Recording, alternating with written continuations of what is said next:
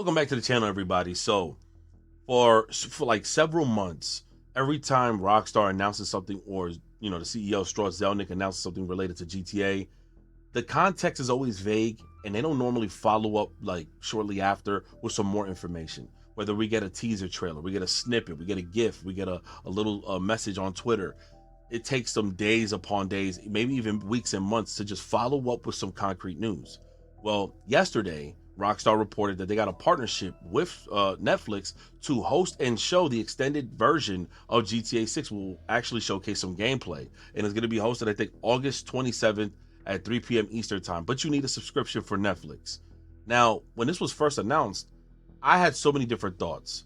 And the first thing I did say, and I said in my previous video, I was like, wow. I was like, oh my God, this game is going to be crazy. Like this is larger than life type stuff, because to partner up with Netflix means that there has to be something specific. It's not just showing gameplay. And yeah, it does suck. You got to pay, a subscription, but there's something specific that has to be going on, some sort of integration. The first thing I thought about, and I didn't want to say it in my last video because I didn't want to go off the hinge here, off the rails, I should say.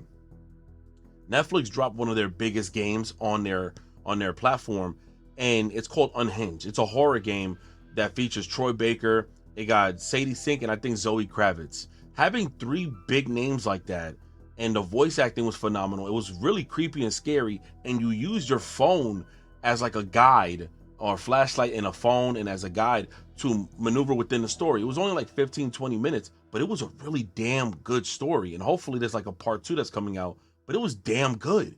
So the first thing I thought, and I didn't want to say anything, was if they got this joint where we get to utilize our phone and scan it on our television screens or monitors, and then they got us watching this, but they also have like an integration feature where they're showing us how the game is going to be when it launches, like it's going to be so jam-packed, insane.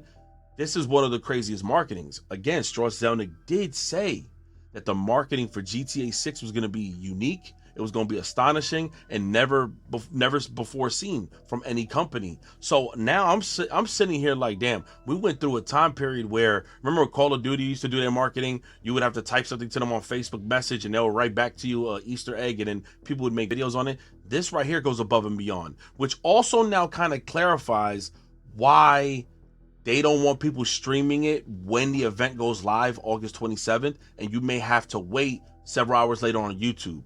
Well, we'll figure that out as that time goes. Now, the reason why I'm making this video is because finally, after the whole, how should I say this, the earnings call and all this information, they followed up with some at least concrete information to hold people down for the next 2 or so weeks to give better understanding. And finally, because they never do that. So, shout out to Jason Schreier. He works for the Bloomberg article and all that other jazz. He's an analyst who also kind of like covers a lot of gaming stuff, and he has a lot of credibility in this industry. And definitely check out his YouTube channel. I'm telling you, it gives you just like 2010 vibes. Like, it's amazing content. He basically gave an update on GTA 6. He spoke with Strauss Zelnick. He had an interview and all that other stuff. And I'll just read you some of the bullet points, and then we'll get back to talking about it, because even outside of this, something else happened with Strauss Zelnick and Sony, and we're going to talk about that too. So let's talk about this. Jason Schreier said pre-orders vastly surpassed Take-Two's internal forecast. I think they hit over $1.4 billion in pre-order sales within that pre-order window. So they absolutely broke records, and they're about to have the keys to the industry to like shift whatever movement they want. I'm smiling because I love GTA, but two, we're in for some shit for 2027 in the way we will absorb or retain or get our media. The way we look at media is not going to be the same anymore. And I don't know if movies and other platforms are going to jump on board, but it's going to get pretty insane.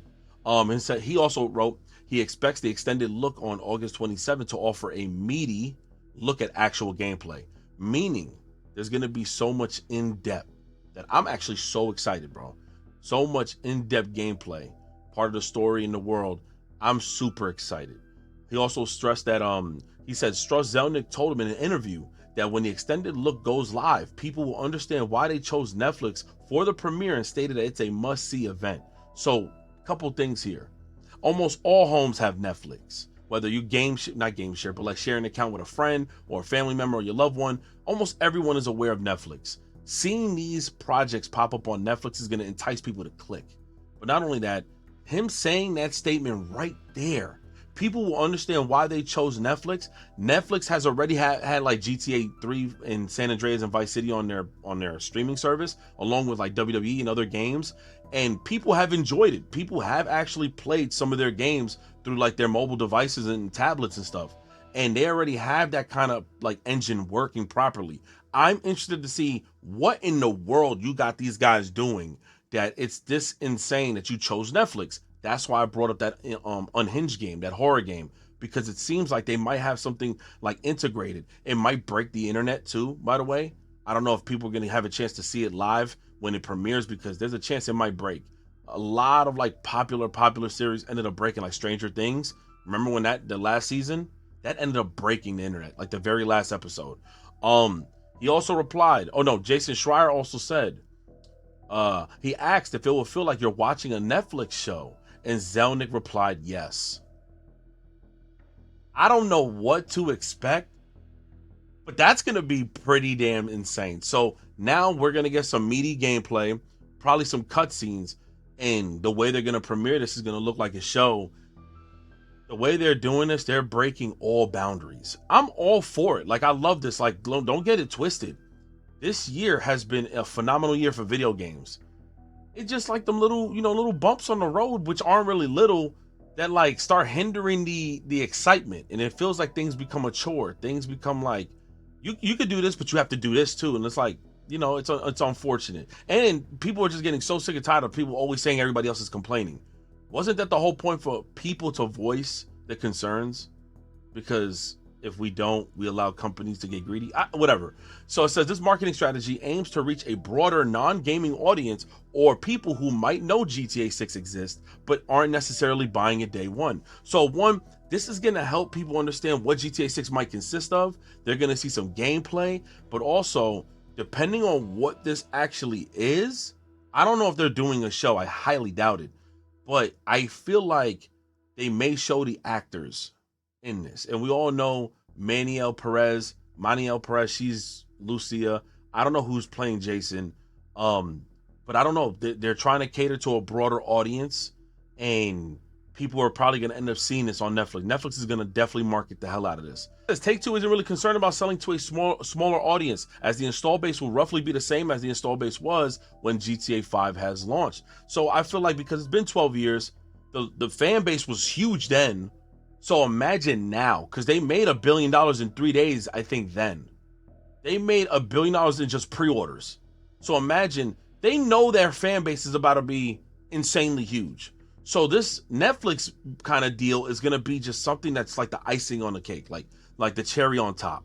And it's going to be extremely huge, but they're not concerned because, to be honest with you, it's Rockstar. I don't think they're concerned simply because they know they just hit a record and they have a standard that's been set. And despite a lot of the mishaps, the workers working on crunch and all this other unfortunate stuff, people still love Rockstar games. Yes, they canceled Midnight Club and Bully and all these other games because of GTA. We hate that. And we wish all 3,500 employees worked on all these games, but unfortunately, it showed in data that people really love GTA. Okay? Now, lastly, it says here, Schreier also asked them if they have plans for November 19th, like holding a big party or taking a break. And Zelnick replied, it's ultra top secret at the moment, but at some point then, I'll be happy to talk about it. So, of course, and there's a video link here. I think Jason Schreier is talking about it. This is amazing. And to be real, make sure you guys, I'm going to put his link in the description. Check out his damn video. It's 20 minutes long. I have nothing but love for Jason Schreier's content. I really genuinely like it, call it glaze or whatever. But he really genuinely breaks things down. It seems like he gives a shit about just the stuff he talks about. It's really good content. Now, as we just spoke on that, I think we can all be cool now. I'm cool now. I know some people be like, oh, just relax and wait for YouTube. Hey, man, stop partying. Man, stop pooping on people's party, man. Stop raining on people's parades, gang. Let's just be happy. You know what I'm saying? But look, I think everybody can now take a back seat. I'm going to take a seat now, and I'm going to just relax. However, I think Strauss Zelnick spoke early on this and defended PlayStation. And I need to find that because it's unfortunate where we are headed, where we kind of knew we was heading, but he absolutely defended PlayStation. People made videos saying that PlayStation might have just almost ruined Rockstar or messed them over. No, they've all been in cahoots with the shit. There's more context here, but just in short, it says Strauss Zelnick, CEO of Take-Two Interactive, has come out in defense of digital games amid a debate over the future of physical media. He also defended Sony's situation, their decision to go strictly digital shortly after, and it says for the executive, discs, quote unquote, don't make sense for the consumer since digital format is more practical and convenient. It is practical and convenient, yes. But it's not that you guys are just canceling canceling, or I guess the stoppage of physical media, because people do care about physical media. It's also the fact that there's been like some sort of monopoly, quote unquote, where prices, you can't find a better deal anywhere else. And everybody who's releasing their games digital don't offer a better bargain or deals the same way as physical media if you were to trade it with friends. If you're going to go full digital, at least, and look, this is two of the lesser evils because people still want physical media. I would love to still have physical media exist because there's a balance. But if not, you should still at least offer people to give up their license. You know, they have like a few years to hold the license to their game, and they can pass it to a friend or somebody digitally, right? Because it's kind of unfortunate that once you buy this game, there's no saying how long you can keep this game until that license expires. We've seen it happen with a few games already. And that's really the biggest issue here. And also, he wrote, the statement comes just a few days after Sony reaffirmed that it will cease production of disc-based games starting in early 2028. Zelnick's stance reinforces that the end of physical media is not a discussion isolated to Sony, but a trend that has been supported by other leaders in the gaming industry. I do agree. Not everybody is messing with discs anymore. It costs a lot of money. They'd rather just go digital. It's just the practices that come after that. Now, outside of that part, we have Strauss Zelnick again, and he talks about the price of GTA 6. CEO Strauss Zelnick says that GTA 6 will be an incredible bargain at $80 price. Okay? He says it's an incredible bargain. All right, as the company focuses on delivering value rather than charging as much as possible. Our goal is to deliver way more value to consumers than what we charge them. He called GTA 6 an incredible bargain as experiences go. Zelnick said they don't want to maximize the price despite high demand and want to give the players an experience worth far more than the cost.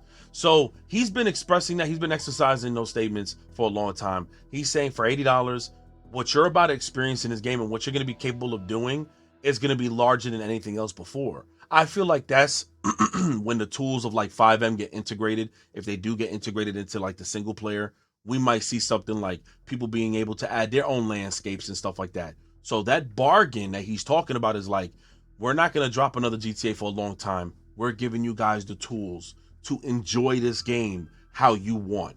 We don't know what's going to happen. Who knows? We don't know what's going to happen. It could be something huge, larger than life that we probably don't ever know.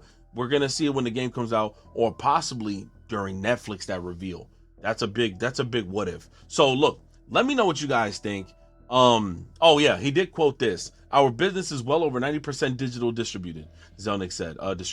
Excuse me. It's already a digital business. So in certain instances, especially in its big game discs, and no, I said discs, don't really make sense for the consumer. Also, more instances you have to register online to play anyhow, which is actually true. So if you're already connected, who cares if you download digitally? It's all the same, as much more convenient. So, in quote, he also stated, that's where the world is going, in our opinion, and I think Sony understands that. We certainly understand that. It doesn't mean that we won't have physical editions now and then.